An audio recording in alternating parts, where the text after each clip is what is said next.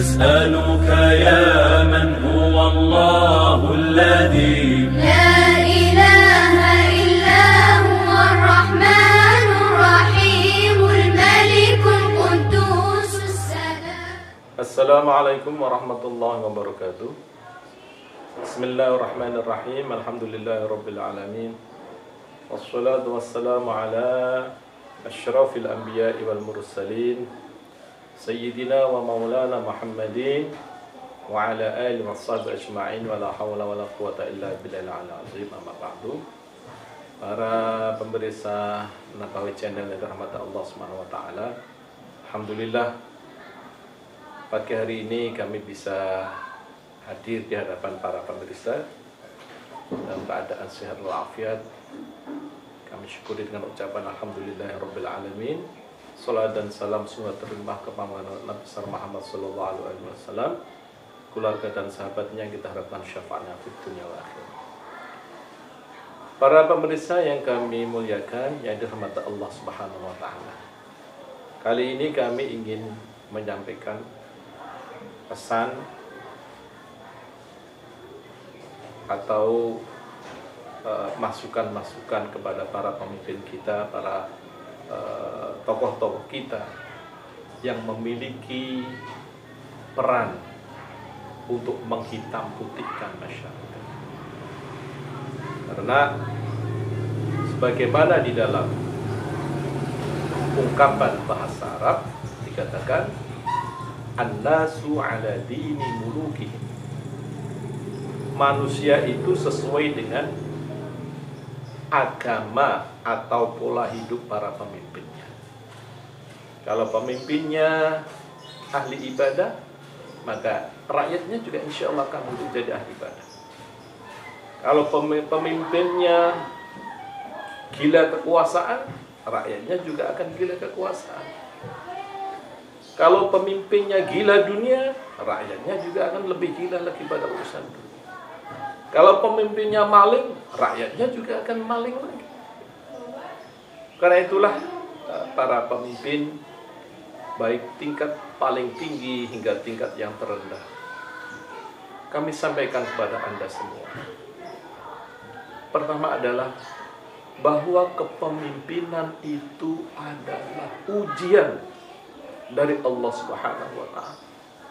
Kepemimpinan itu ujian. Allah menguji Anda untuk memegang urusan rakyat. Suatu saat Allah akan minta pertanggungjawaban dari Anda tentang urusan yang Anda pegang.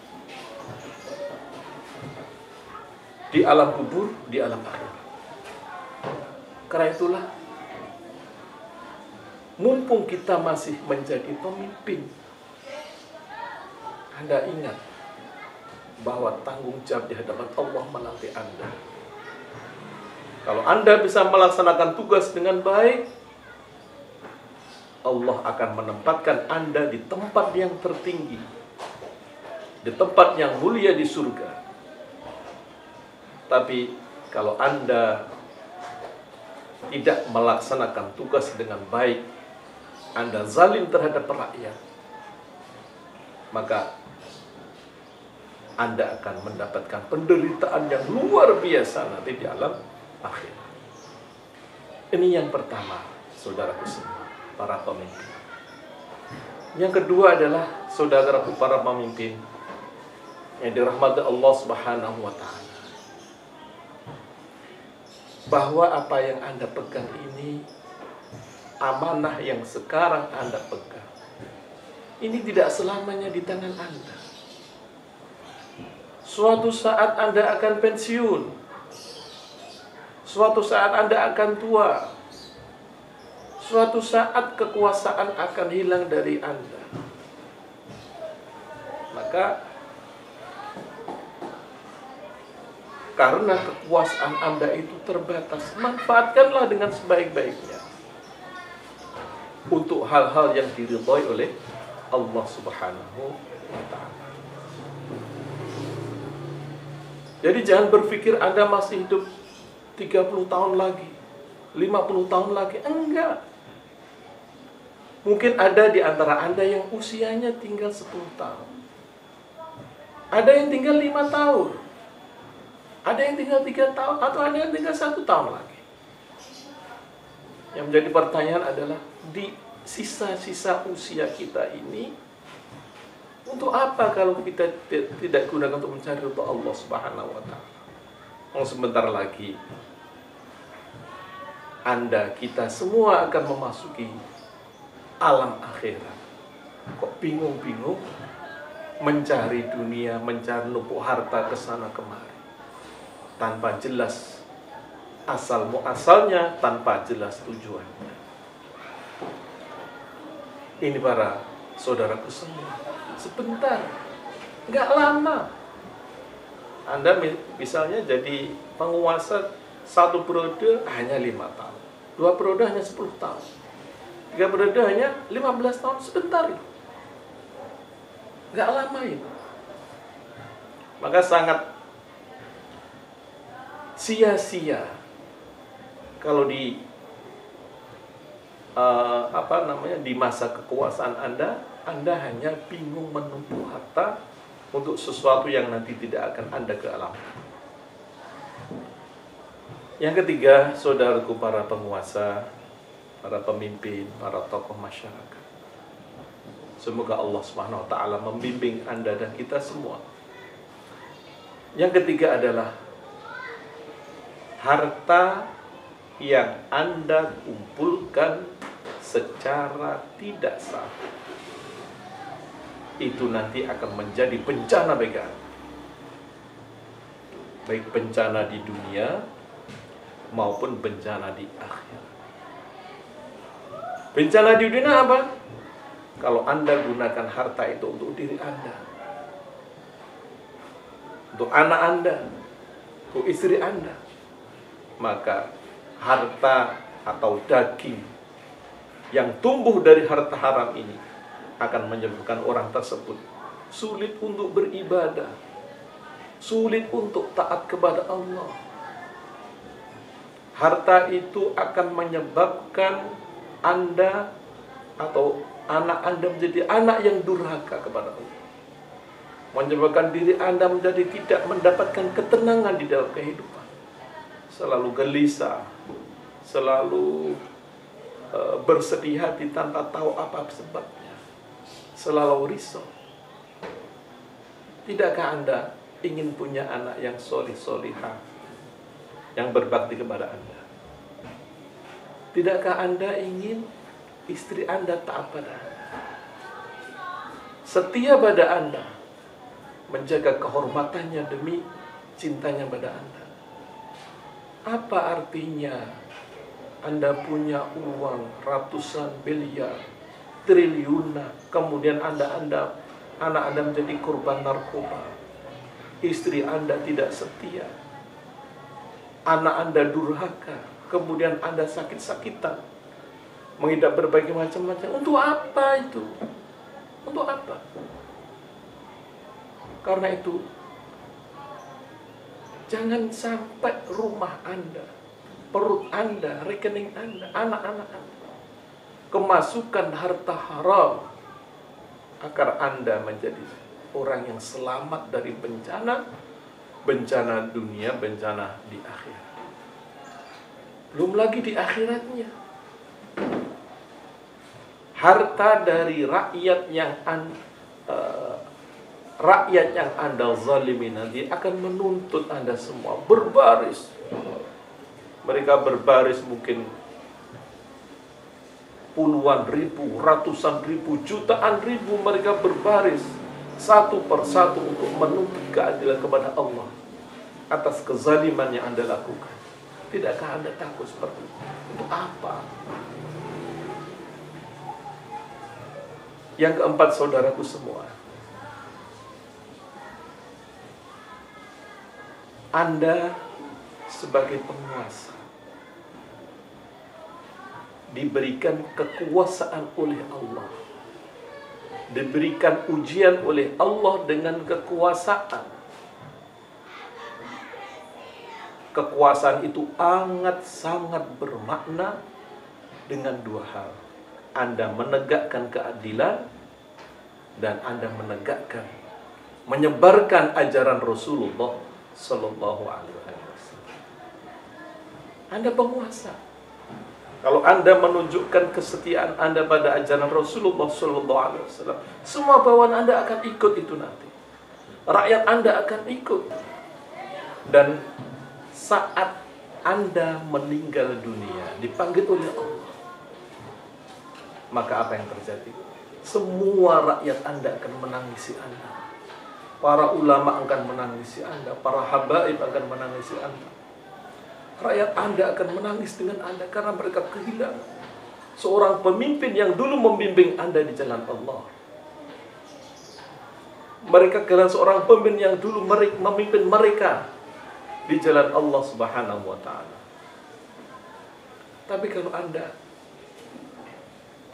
tidak mengajak rakyat kepada Allah Subhanahu wa Ta'ala, Anda sibuk dengan kemungkaran, Anda sibuk menghidupkan hal-hal yang tidak diridhoi oleh Allah Subhanahu wa Ta'ala, atau membiarkan, maka saat Anda meninggal, rakyat akan bersukaria, rakyat akan bertasyakuran dengan kepergian Anda ke alam akhirat.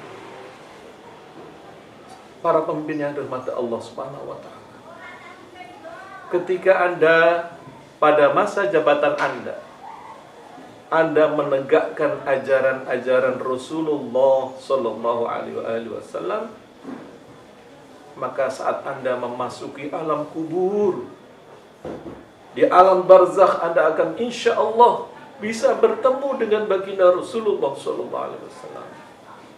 Di alam akhirat, di mahsyar, Anda akan disambut oleh baginda Rasulullah Sallallahu Alaihi Wasallam. Anda akan diciumi, dirangkul, karena Anda berjuang menegakkan ajaran beliau di kalangan rakyat Anda. Tapi kalau Anda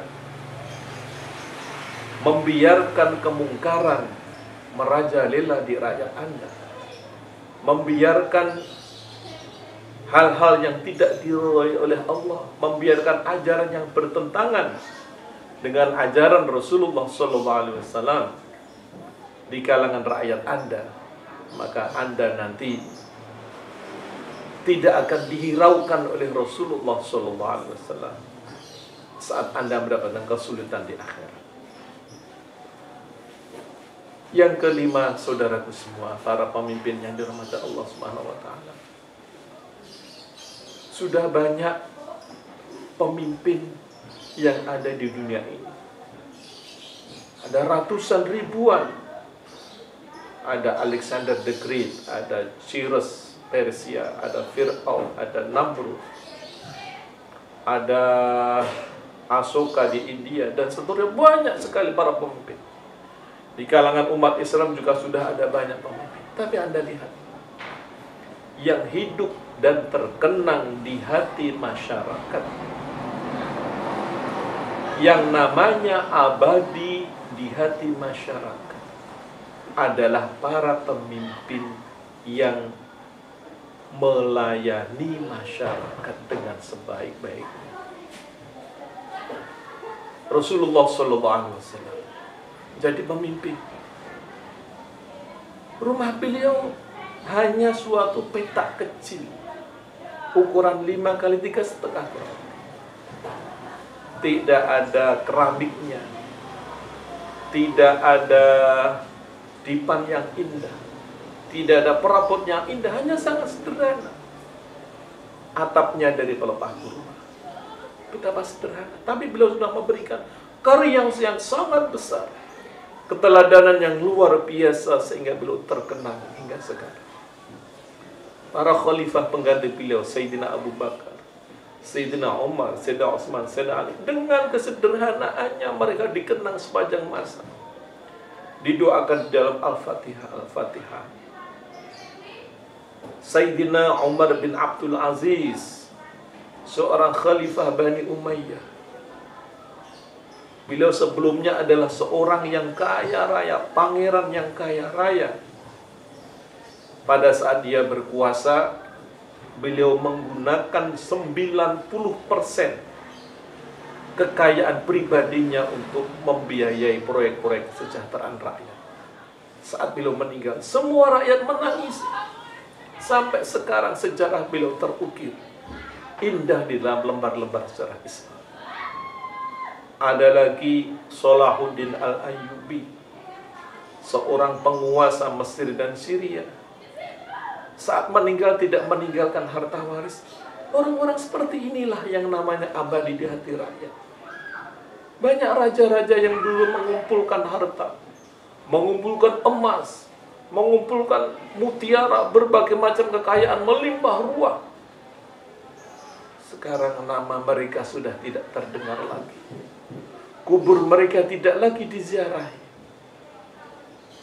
Hidup mereka dikenang sebagai kehidupan para penindas, orang-orang yang zalim.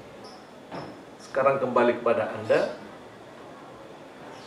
Anda akan memilih nama Anda abadi, atau Anda akan memilih nama Anda segera terlupakan. Anda memilih nanti di alam akhirat Anda dirangkul, diciumi, dipeluk oleh baginda Rasulullah SAW, karena Anda berjuang menegakkan ajaran beliau. Atau nanti Anda ketemu beliau, Anda tidak dihiraukan karena Anda mengkhianati ajaran-ajaran beliau. Para pemimpin, para penguasa, ini yang bisa kami sampaikan. Kami berharap kepada Allah Subhanahu wa Ta'ala, semoga Allah membimbing Anda semua di jalan yang diridhoinya. Semoga negeri kita menjadi negeri yang barokah, yang diridhoi oleh Allah Subhanahu wa Ta'ala. Semoga penduduk negeri ini menjadi penduduk yang saling mencintai, saling menyayangi, saling menasihati, bukan saling membenci, saling memaki, saling mencikal.